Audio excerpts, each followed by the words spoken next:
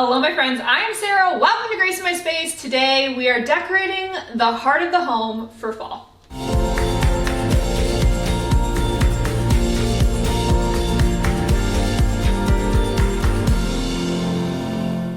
Welcome to my everyday kitchen. This is how it looks on a daily basis. I also think that this is how your kitchen probably looks on a daily basis. Probably every American home, maybe even worldwide. Kitchens are the heart of the home. We've got dirty dishes, we've got baking going on, I've got bread rising, we've got electronics on the counter. I've told them a million times.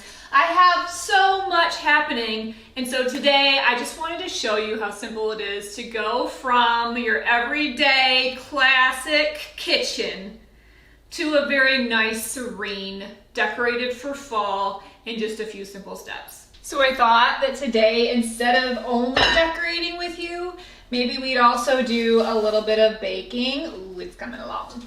I've got some sourdough rising. I'm gonna make lunch with you. We're gonna make a day of it. So obviously with the kitchen being kind of like the central area of most homes, it gets cluttered.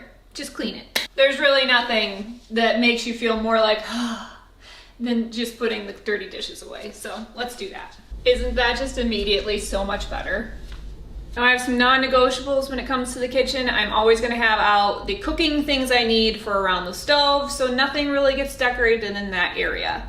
The cooking utensils, my salts, the butter, the spoon rest, it's all a necessity.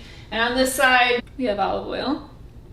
This is one great way to decorate your kitchen, is to decant oils and spices and salts into prettier containers. So this is the salt that I use every single day. This is the oil that I use every single day. It's on the counter, it's decorated,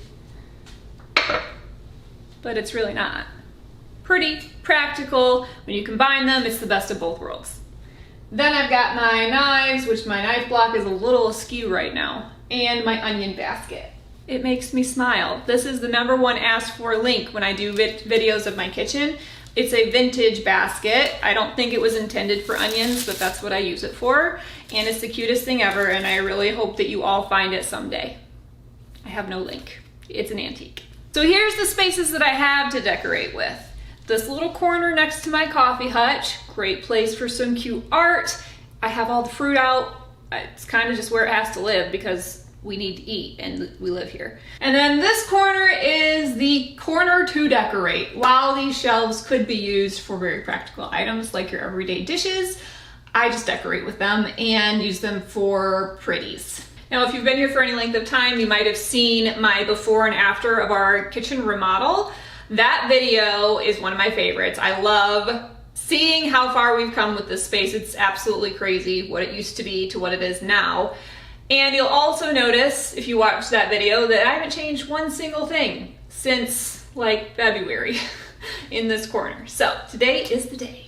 Before we dive in, I just gotta shape my sourdough, get it rising and ready to bake. I will link all of my recipes in the description. Now, some of these pieces actually work great for fall. This little cluster here is very kitchen related. It's what they would have stored beer in, actually.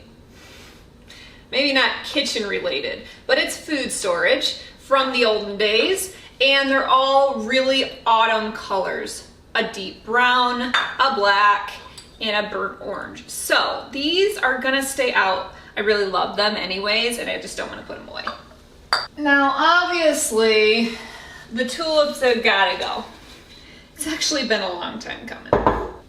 This plant is really heavy for how small it is.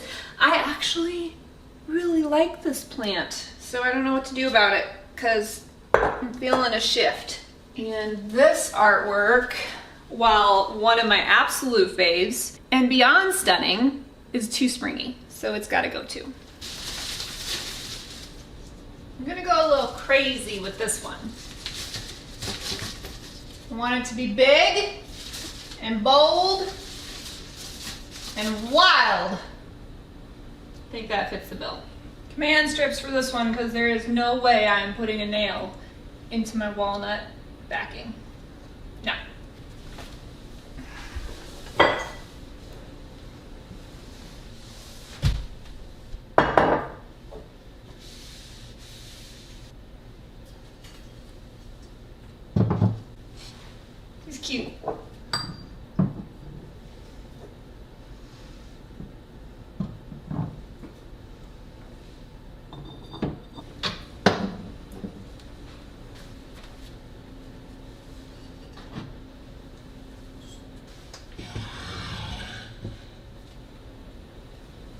Too much. When it comes to really small shelves, know when to stop. Might have gone even a little too far. I'm gonna step back.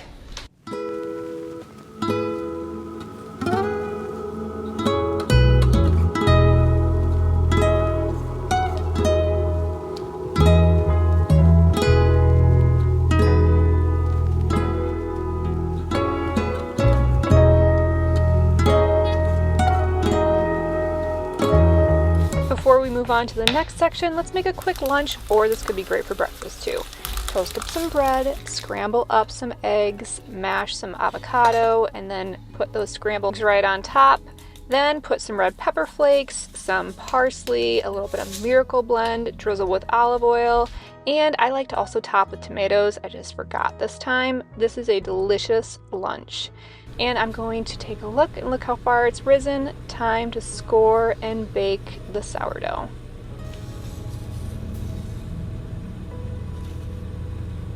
Now over here, I'm just gonna take this down. It's too springy.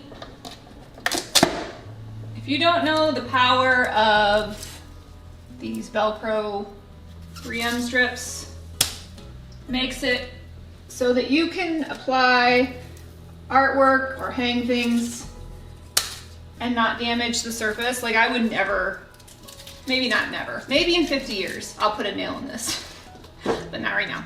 So we're gonna simplify. I have my favorite mortar and pestle. It's really heavy, it's really old. And rather than just use it as decor, I'm gonna make it into a practical piece. It needs to go in the fridge. Gonna store my fruits in here and just swap out this bowl and have one less thing on the counter. And then it's just practical and pretty at the same time. Now this wood bowl would make such a pretty arrangement for a coffee table because it's wide and low, and then you could fill it with like low succulents or something, low greenery, moss. There's lots of really pretty things that you could do in a bowl shaped like this. So maybe that's a future DIY. I keep trying to put these mini pumpkins everywhere and I just don't like them in here. I really liked them. If you saw my living room decorating video downstairs, they go great on shelves, they go great on coffee table, and it's so cute, and I just want to put it in here somewhere. I figured it out. Now if you've ever had fake flowers, you know they have wires in the stems. Sometimes I bend them, sometimes I cut them. Like this guy is just way too tall. He's outshining the rest. So we're gonna need to make him smaller. Tin snips are the best.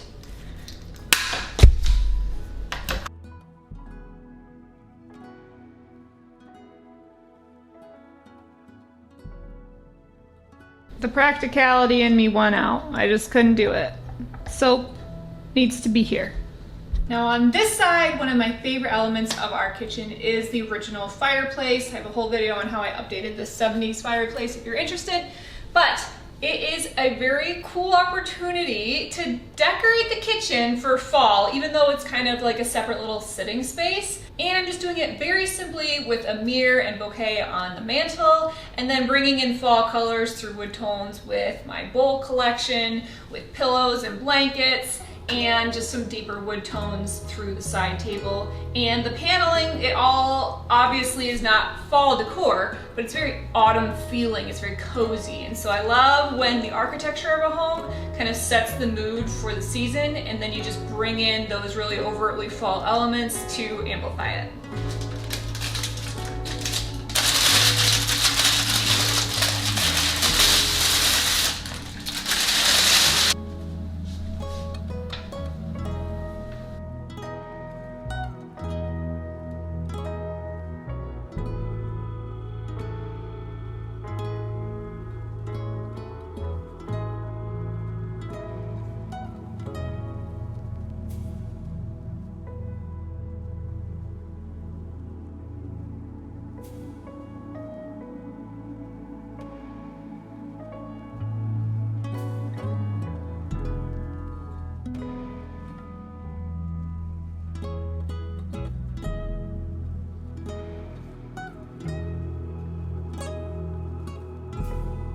there we have it. Some fresh bread, a little lunch, maybe some coffee together, decorated the kitchen. I hope that you enjoyed seeing it come together. There's really nothing that just like screams fall except for maybe the pumpkin. Everything else is really subdued and more color-based, and that's kind of how I'm going with the entire house this year. I hope that it inspires you to think outside of the fall decor box. And I would love to know how you're planning to decorate this fall season. Are you going all out? Are you just doing little teeny touches here and there? Are you just doing your porch? What's your plans? Drop it in the comments, and I would love to chat with you. So I hope that you enjoyed this video. Make sure and give it a like, a share, comment, follow, do all the subscribe stuff. I love having you guys here. I'm really grateful for this community, and I cannot wait to see you next time with a big update on our living room addition.